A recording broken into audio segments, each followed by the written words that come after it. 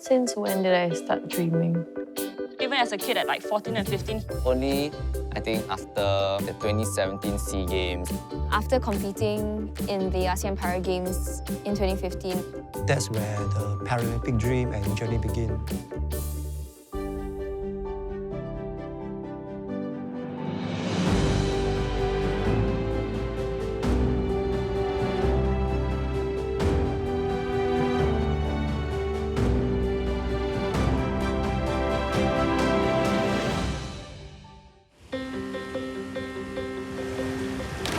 For many athletes and para-athletes, the Olympic and Paralympic Games are the pinnacle of their sports. It is no different for these 5 from Singapore. They will be making their debut in Tokyo 2020. Yeah, the sauce quite nice. We are the FX team from Singapore and we sailed together. And this 2020 Tokyo Olympics will be our first Olympic Games. I am Cecilia. I'm Kimberly, and we've been sailing together for the last 6 years. And they hope to make waves in this. This is the 49er FX class. It debuted in 2016 in Rio. Basically, it's a 2-woman Olympic class. I'm largely at the back part of the boat. I'm called the helm. I'm the crew of the boat, and I trapeze from the front, which is here. Basically, I control the power of the boat, and she steers. Our boat class has a little bit of a fear factor. So in a certain amount of wind, it kind of is you against the boat. Yeah. It's like, who is in control? If the boat takes control over you, You capsize, anything can happen. You hit something. Basically, I think the hitting something is a bit more scary because you get catapult from the boat. but I think once you get a hang of it and you get more and more used to these conditions, then you start to enjoy it more. Because Yeah. it's like, wow, the speed that you go at, it's amazing. 30, Almost 30 meters an yeah, hour. which is pretty fast when you have nothing protecting you, just you and some ropes. Yeah.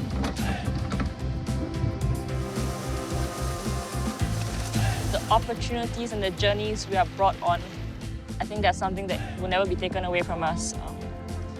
Sailing itself is a sport that is like, you travel so much, almost all the time. You meet people from really all walks of life.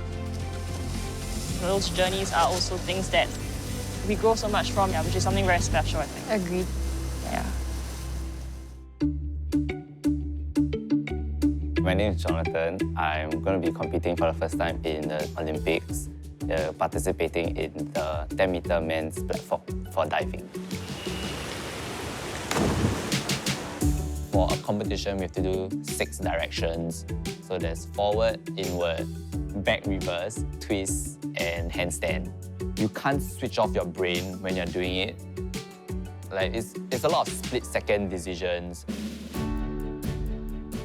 Jonathan is Singapore's first diver to qualify for the Olympics. I find back and reverse the most challenging. So reverse means I'll face the pool and do a back somersault twice, and then my legs will kick up in the sky, and then I'll enter the water. Then back will be, my back is facing the water, and I do 3.5 somersaults backwards, kick out my legs towards the platform, and then like I'll go into the water. I rely mostly on feeling with a little bit of sight. But it's like, because it's spinning so fast, it's like a touch and go. The span is like 3 seconds from when you jump to enter the water. Your mind can't wander to, oh, I'm going to take like bubble tea later. Because like, if you just think that, then the next thing you know, you're like, yeah. So you have to stay focused throughout, which can be quite tiring after a while. I think the most addictive thing is the feeling you get after you do a hard dive well. The feeling of accomplishment, and you're like finally, you know, after that, all that hard work, like, I finally did it. I'm Sophie. I'm a para-swimmer. I compete in the 100 meters breaststroke, and this would be my first time participating in the Paralympics. the 100-meter breaststroke. It's actually the most technical stroke that a lot of people can get disqualified. One of the rules is that for our start, because we have to do we are allowed one full arm pull, one dolphin kick, and then one recovery and one kick. If we do anything beyond that, if we do like a little flick of our leg after we did our dolphin kick, that counts as dolphin kick, we'll get disqualified. If we don't move our hands and legs simultaneously together, that can also lead to disqualification. So there's a lot of technical things involved in swimming breaststroke. Sophie is the first female swimmer with visual impairment to represent Singapore at the Paralympics. Swimming with low to no vision. Definitely stroke count is something that's very important and I do every day in training. But it's still something that can vary. I've hit my head, I've hit my hand on the wall way too many times because I miscounted a stroke and maybe because I couldn't see the flag. Joining the competitive team, especially the national team in 2015, sparked me to want to do more. I wanted to prove to everyone else that, hey, like, just because I'm visually impaired does not mean that I have any less to give. In fact, I can give more than what some people think I can. This translated into almost everything that I did and definitely into sport as well.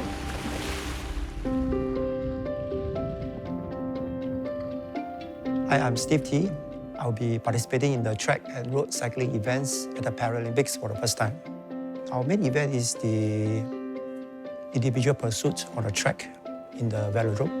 Each lap is 250 meters, so we need to go 16 laps around the velodrome. As individual pursuit is considered an endurance event on the track, so the challenging part is the mind over matter and mind over body race. Our road race event, the individual time trial, distance can be ranged around from 21 kilometers up to 40 kilometers. Steve is visually impaired, and together with his sighted pilot, Ang Hee Ming, they will be Singapore's first male tandem cycling pair to compete at the Paralympics. He helped to control and make tactical decisions on the bike. I'm like the back engine of the bike. So together we will pedal as hard as possible to power our way to reach the finishing line. Technically, we have to work in sync perfectly because our gear engagement on the bike is really, if I don't pedal, he can't pedal. And then if he pedals, I pedal. So I think both of us are like a couple that needs each other to fulfill our dreams. Other than it gave me the sense of freedom and the thrill of speed on the bike, tandem cycling is a sport where both the person without disability and a person with disability can come together, train together, cycle together, and compete together as a team. So it creates awareness and inclusiveness in the community. That's the thing that I love about this sport. Push, push, push, push, push it away. Last one. In early 2020, with both the Olympic Games and the Paralympic Games more than half a year away, the athletes were all training hard. Then, news of a strange new viral outbreak started coming out. By March 2020, COVID-19 was declared a pandemic. The Games organizers, however, vowed to press on with their plans. When they said that it wasn't going to be cancelled, it felt like a good thing because all the effort that I put in to get there wouldn't have been wasted. During that time, I was counting down and looking forward for the Paralympic Games. I felt happy. I didn't understand the severity of this pandemic. I just really wanted to compete. When COVID actually hit Europe, we are largely just stationed in Portugal. It still seemed okay, but then Italy started rising. Italy got hit, and then Spain also got it. So in the end, our events got cancelled for the year. We decided to come back in like March 18. Yeah. Because like we couldn't train in Portugal anymore and it wasn't looking so safe. Yeah. By late March, there was an about turn in Tokyo. Japan has conceded for the first time that postponing the Olympic Games could be an option. In news just in, the Tokyo Olympics are to be postponed. It's official. The Tokyo Olympics will begin on the 23rd of July 2021. The Paralympics will take place a few weeks later from August the 24th to September the 5th. And they will still be called Tokyo 2020 despite taking place in 2020. It was quite a sudden, I would say, just dropping the bombshell. Everyone was uncertain back then. I was a little bit annoyed because that really messed up a lot of plans. It will be during my final sem of school, which will be a little bit tougher. I was a little bit upset and frustrated, being that this would be my very first Paralympics. We were actually relieved because we were getting a lot of stress at that moment from having the Olympics coming nearer and nearer, and we were not super ready.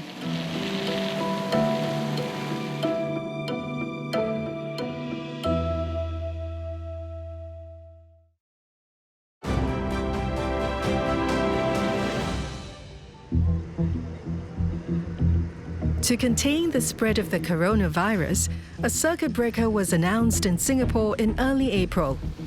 Sporting facilities were among the places ordered to shut. But at home for our athletes, We actually brought back some mats home. Our strength training coach gave us a plan that we had to do. I'll have Zoom sessions with my gym trainer 3 times a week, and I will do workouts on alternate days on my own.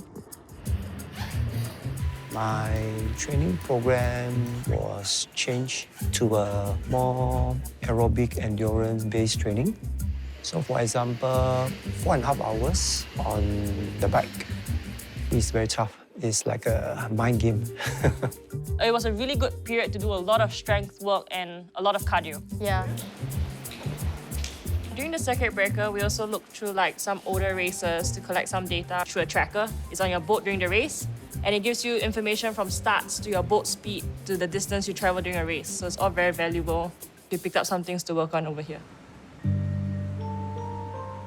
but mentally, it was a challenge.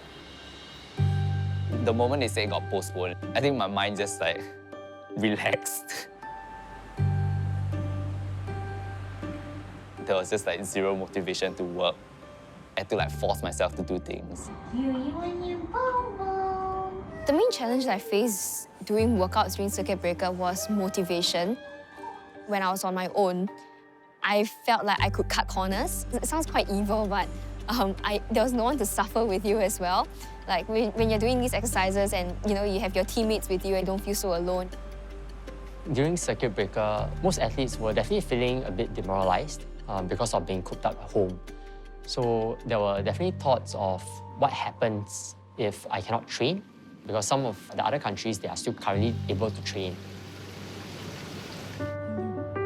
Still, the break was a welcome change. In a way, it was a good thing that I was not swimming. I feel that after so many years of just being in the grind of it, I lost a lot of passion swimming. Really good thing for me actually, having a break from the pool and just having time to put everything into perspective again. Circuit breaker gave us some me time, because we are always together and we have been 24/7 together for the last 6 years. 6 years. Be it in Singapore or overseas, we had time to just relax for a while and regroup and think what else could we do and how can I better prepare myself when things get better. Yeah. And to just be in a better state of mind altogether. While the athletes were upbeat, news from Tokyo was less so.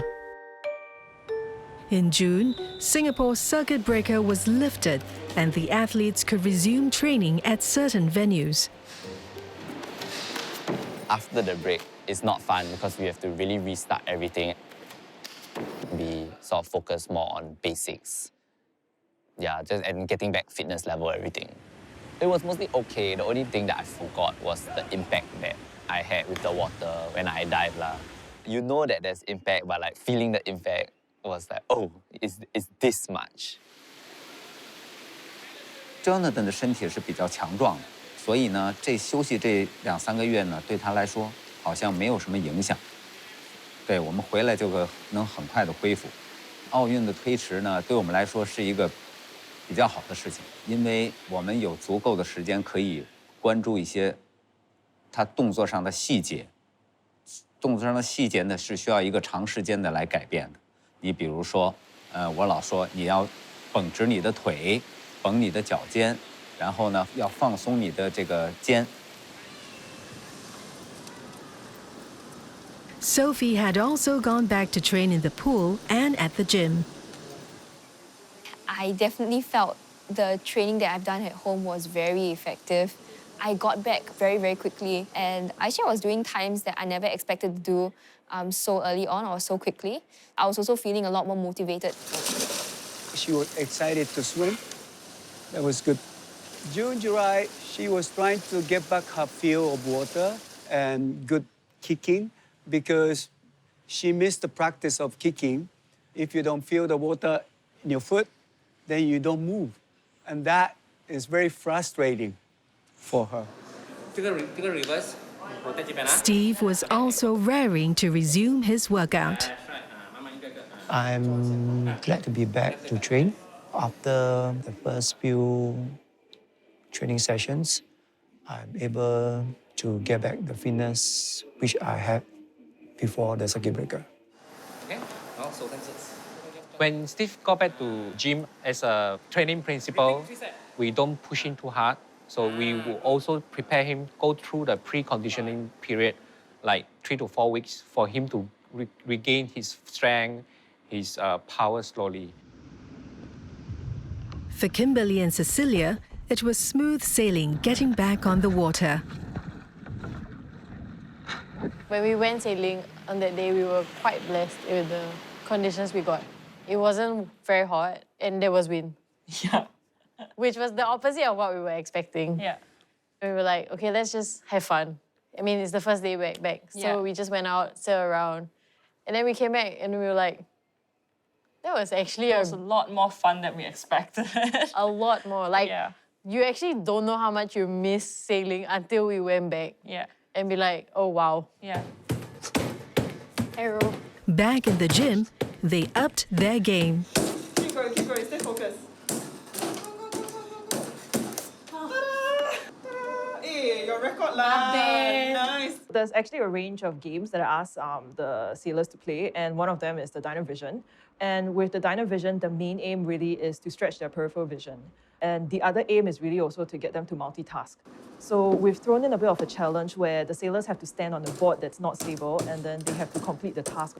Because with sailing, there's actually a lot of things that they need to be paying attention to.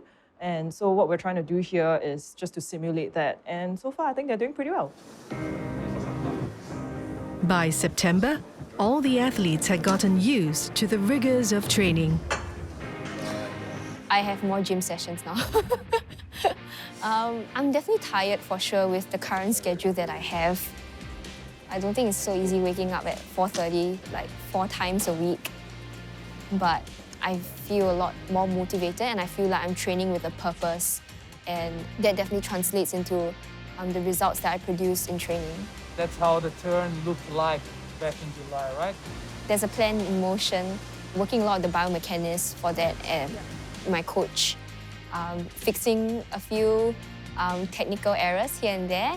It's a newly acquired technique that you're working on right now, and you have to be very focused on every time you have the opportunity to perform it.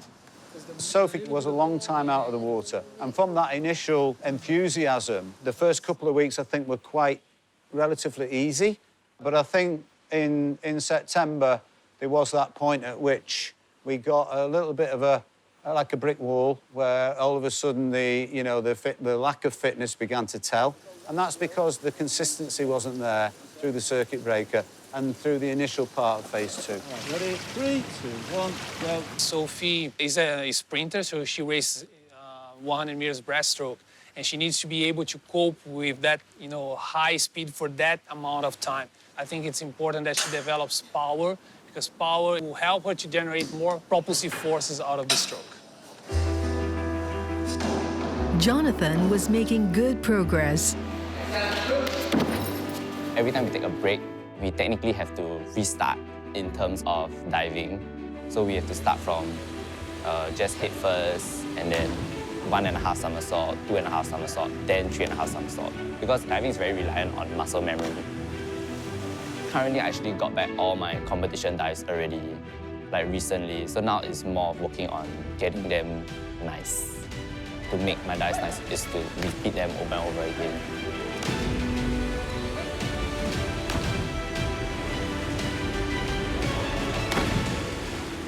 因为我们跳水呢被称为空中芭蕾。空中芭蕾呢，那一听就是应该是很漂亮的啊，不管你的手啊、脚啊、腿啊，都应该是很漂亮的。肩不能紧的肩放松，这些都是Jonathan 所欠缺的东西。我需要在这个1年中，慢慢的来培养他这个感觉。 But Jonathan had a lot more than diving on his mind. He had just started the final year of his architecture course at university and was juggling both studies and up to 18 hours of training a week.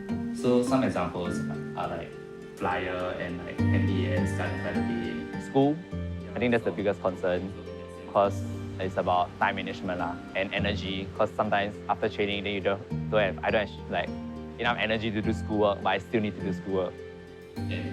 When I do compete for Olympics, it's going to be while I am in school. So it's more of how I can get used to it now and prep for next year. 他有担心，有时候他做功课会做得很晚啊，会递交一些东西啊，他需要一些时间，这他会跟我说的。我会根据他学校的这个学业来调整他的训练。自从开学以后，对训练没有什么太大的影响，因为他1个星期能够来5天训练。 我觉得基本上已经够了。 As for the sailors, they were putting in more than 20 hours weekly in the gym and at sea. But that was still not enough to get them up to speed. The biggest challenge is returning to Portugal. Yeah, because I think we need some sparring soon and we need more wind. Our boat's quite fast, so the amount of space we have in East Coast isn't really sufficient for us, I would say. Like the tankers that's all parked around East Coast usually blocks a bit of our wind and waves. Hello. Hello. How's sailing today? Pretty good. Okay, let me know when you get the swab test. We're looking at something like 1 week from now. Okay, let's go with the videos then. Yeah, this one is good. That's why I sent it. Meanwhile, Steve faced a setback. While doing the barbell squat workout, I feel a sharp pain on my lower back. I was struggling to do the workout. The physiotherapist and the sports doctor said that I have the acute muscle strain on my lower back.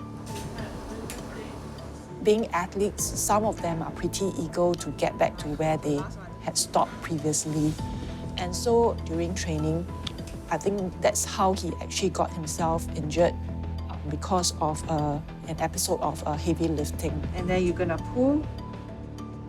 Okay. You only do this if it's too painful for you to move yourself. Things just weren't coming together for Steve. 3 weeks later, he suffered another injury. I felt a sharp pain on my hamstring, and then immediately I lost my balance and I fell down. And I felt it was very painful then. And that's where the condition worsened. So, Steve. For injuries, all it takes is a moment of distraction, or one moment where your posture was wrong, or one moment where you didn't engage your muscles correctly, and then it happened. So, was I concerned? Definitely, because mainly it's his well-being and his recovery that should always come first before anything else. Based on the MRI scan report, the CGH doctor said that I have a slip disc on my lower back, the lumbar area. It was Steve's first severe injury. His doctor recommended surgery.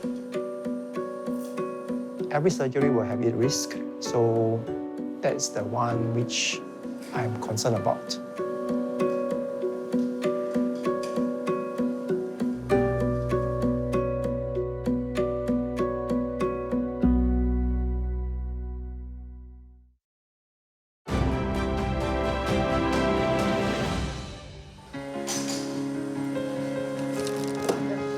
It was in mid-September when the sailors finally got approval to return to Portugal. We're heading to Portugal. We have been back home for like 6 months for training already. So it'll be nice to go back to our coach, to our training base with better conditions, and yeah, we're looking forward to it.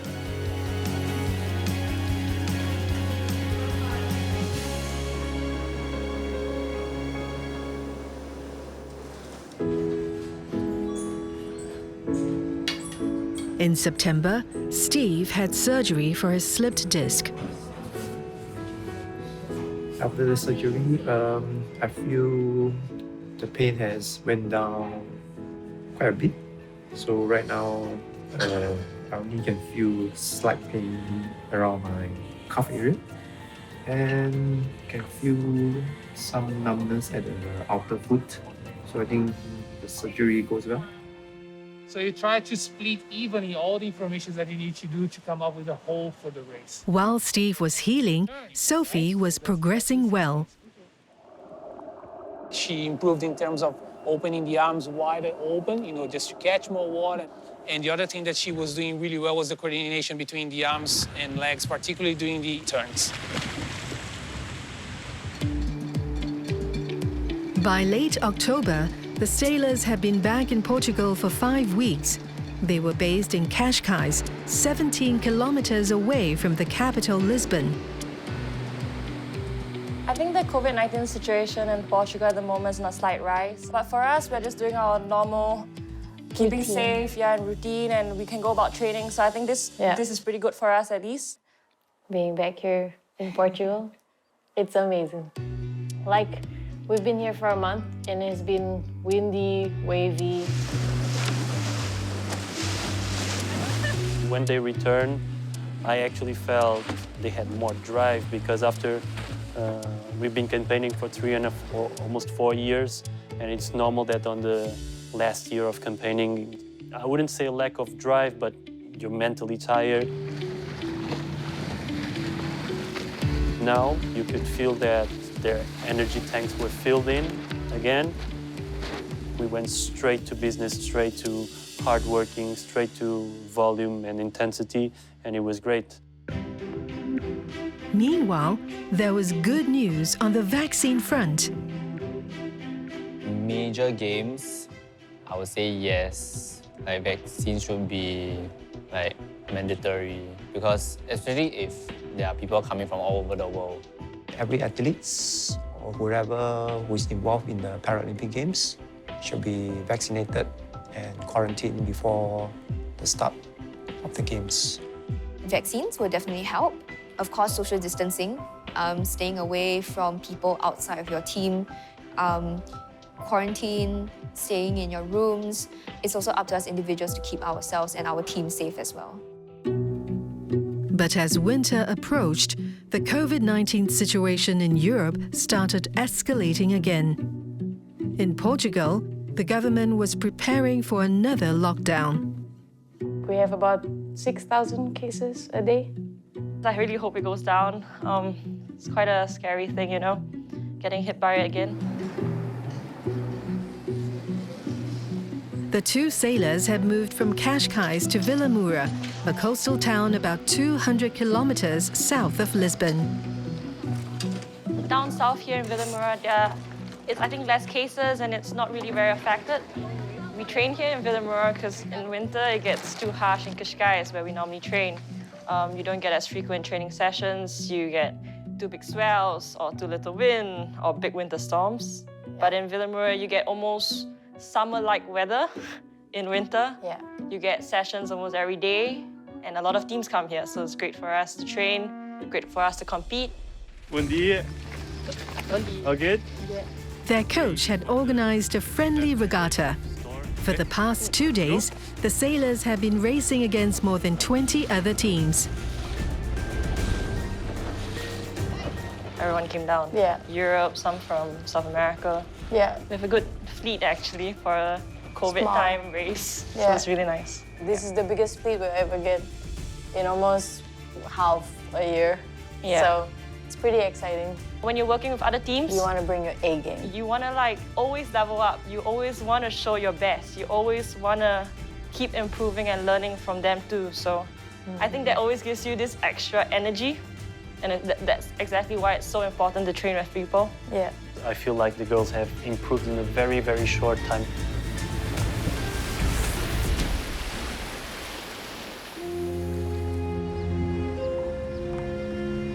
But for the other athletes who couldn't travel,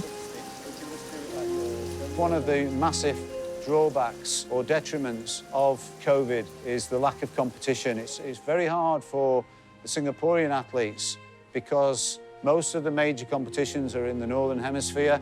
In this situation where we can't compete worldwide, then obviously we need to simulate racing more often for our athletes.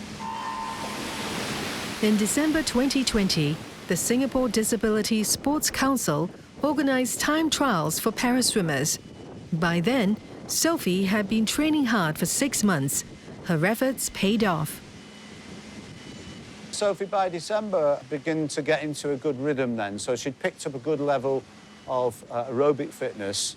Then she could really home in on technical skills. We did a time trial and she swam well. With 7 months to go before Tokyo, I think that was a very good place to be in.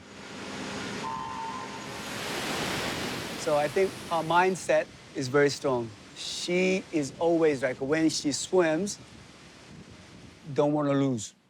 You know, that mindset is very good. The last time I competed was at the World Championships in London in 2019. So the whole feel of getting back into competition, I remember leading up to the time trials that we had in December, I was feeling very anxious and very nervous. I did better than I expected, timing-wise. However, technique-wise wasn't as good, I would say. Round 1, divers, Jonathan Chan and Max Lee. Jonathan had also started competing again. At the Singapore National Diving Championships, he took part in the men's synchronized platform event. So because of COVID, we are only allowed to take part in one event. Today I dive with my teammate Max, who is 13 years old. Makes me feel old. My own performance was up to my own expectation. I think trials help to prep. One is prep your mindset of like a competition feel, and then the other thing is to sort of prep your body. Because usually when we train like normal training, we will repeat the same dive a few times, then we'll move on to the next dive and then repeat that dive a few times. But competition is 6 different dives in a row. 我觉得他今天的表现基本上合格吧，我给他打7分吧。经过了我们这么长时间的训练，我觉得 Jonathan 的动作比原来要优美，要有进步了。所以我们还需要再精雕细刻一点，对他的这些脚尖、膝盖呀，这身体的姿态呀，还要再追求的再高一点。So you gotta stand. While the rest were making steady progress, Steve was still undergoing rehabilitation. The pain level has been improved tremendously. So my range of movement, everything is better than I thought. Everything has to be pain-free, and it's at the back of our mind. It's just that making sure that all this exercise doesn't make his healing worse. Eager to recover quickly, Steve was diligent about his homework. He's very positive. After the surgery, we also saw a change in his approach where he takes a lot more ownership to continue with some of his rehab at home. He does some stationary bike work at home, What we're looking at is a gradual progression.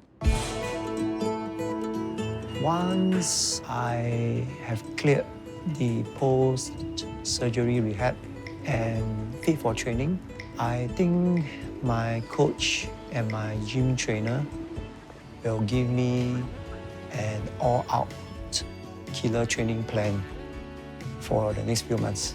It sounds exciting and challenging.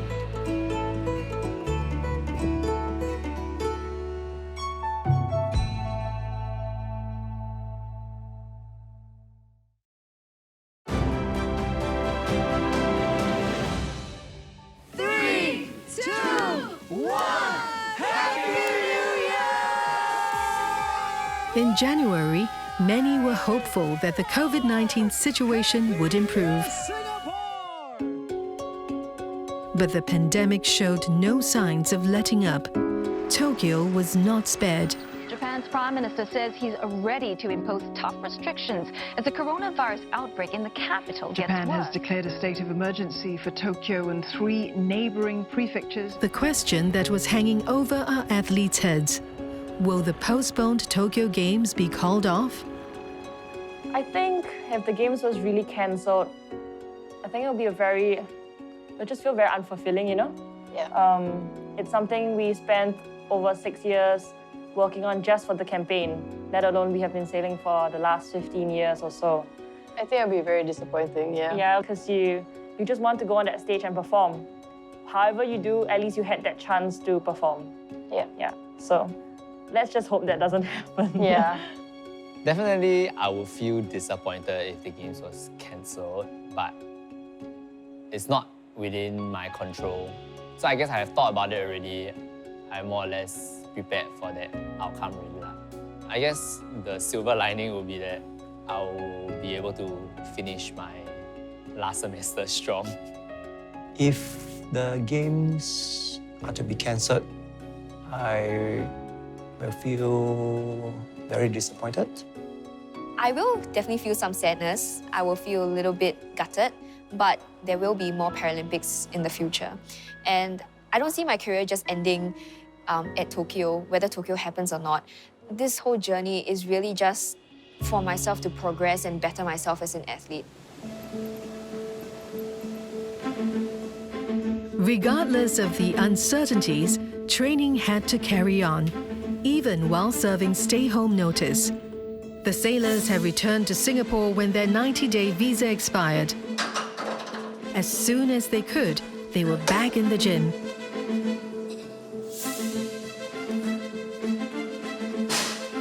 But the trip home was only temporary. A lot of trainings and competitions are going on in Europe, actually. Even though it's not great, like the situation with COVID, so everyone still has to be there. We're actually currently waiting for a visa to get back to Portugal.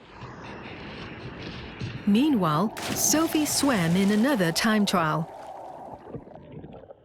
I think I got used to the competition feel again. I remembered what it was like to race, and I didn't feel so anxious. I felt a lot more alive. I felt a lot more ready to race, and the results came better as well. I feel technically I was in a much better place as well. I was a lot more focused in my races. Sophie, 3, 2, 1, let's go. The key is consistency, without any shadow of a doubt. There's no magic formula for swimming. It's being able to go in and focus, totally focus on the sessions.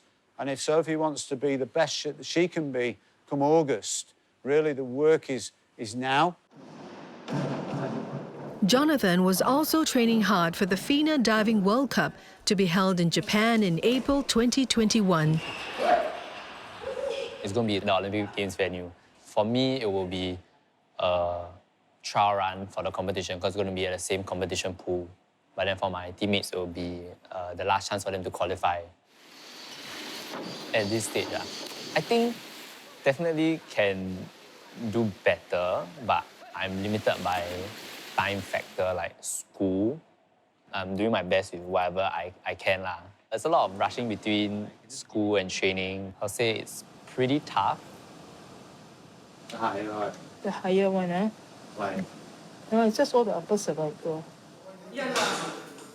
By early February, Steve was back on track with his training as well. I feel happy about my progress right now. My coaches felt that I'm doing well so far and I'm on the right track. 6, 7. His willpower is very strong, and he actually quite clear on what he want to achieve. He's willing to push and to try his best to achieve whatever numbers that we set for him. Once we got back on the bike, you could really see that he was gaining a lot more confidence. As we went for higher intensity and longer duration bit by bit, I think he could feel that his body was coping very well. But whether the Tokyo Games will happen at all, and if so, how, remain questions to be answered. The International Olympic chief has conceded for the first time that spectators may not be allowed. There will be no singing or chanting at the Tokyo Olympics. With less I think in all honesty, it might be better because you don't have the screaming spectators and the pressure in that sense. It will help me compete like it was a training, which means I might perform better lah. In general, there's already not much of a spectatorship in our sailing sport. Most of the stuff will be online telecasts. Spectators, no spectators, you don't feel much difference. Yeah. I don't think the simplified Paralympics would affect me. I'm quite used to racing in quiet environments and I'm used to racing in very noisy environments. The bottom line is I really would like the Paralympics to happen. I think if you look in the positive side, simplified Paralympic Games without spectators may mean that stress, pressure, and distraction are lesser for the athletes. I will be more focused during the race. With or without spectator, I'll still cheer him on. I'll tell Steve it's only how many kilometers more, and we need to maintain the speed, keep up the power, and all those kind of things. So Steve will just keep on telling me that, come on, Kim-Ming, let's go, let's go, let's go. We have to do this, we have to do this. Are you ready? In February, Steve was ready to take his first bike test since his surgery.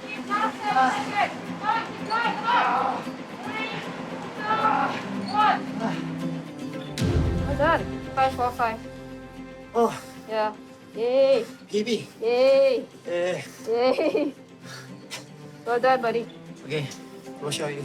I'm sorry. Bye, everyone. Good night. So for today, we did a 1-minute test and a 4-minute test on the bike, just to have a look at what his power output is.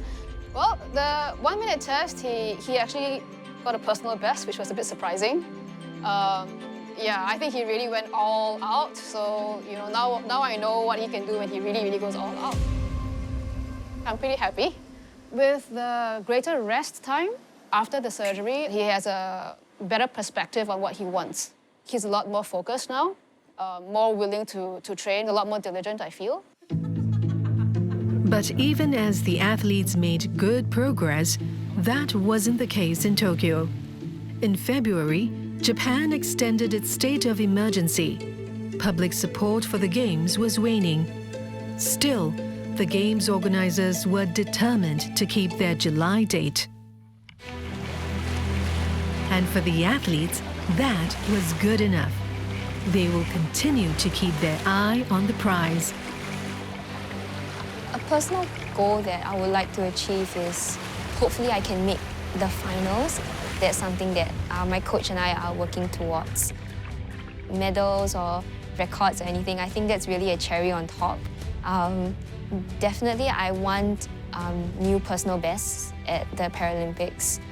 I want to do the best that I have ever done in my career. Somewhat, you might not be pushing yourself beyond your limits. I think one of the most important things is definitely the self-belief and the confidence that she belongs to the elite tier. She might not feel that she's there yet, right? But it's important that as we progress along, that she feels that she is there. Where can Sophie go? She can go to 2024. She can be in Los Angeles in 2028. So it's a long process. And so long as we keep making, small gains each year, she's going to be representing Singapore with pride for the next few years.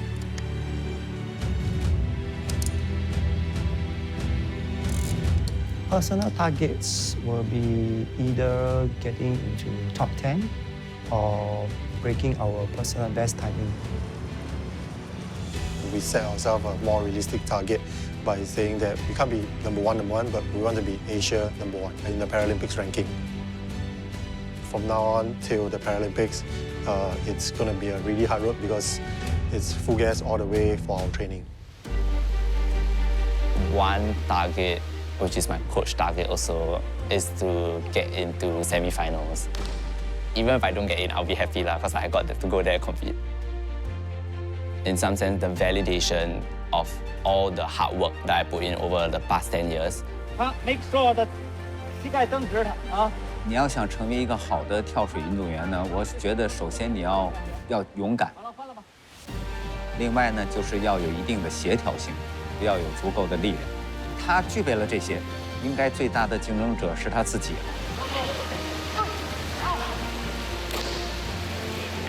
对了，这个起跳就比刚才就好多了啊！再注意点打开的动作啊。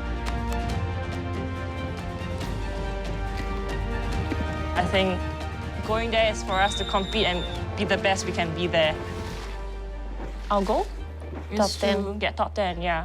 Being our debut Olympics, I think that'll be great for us. Yeah.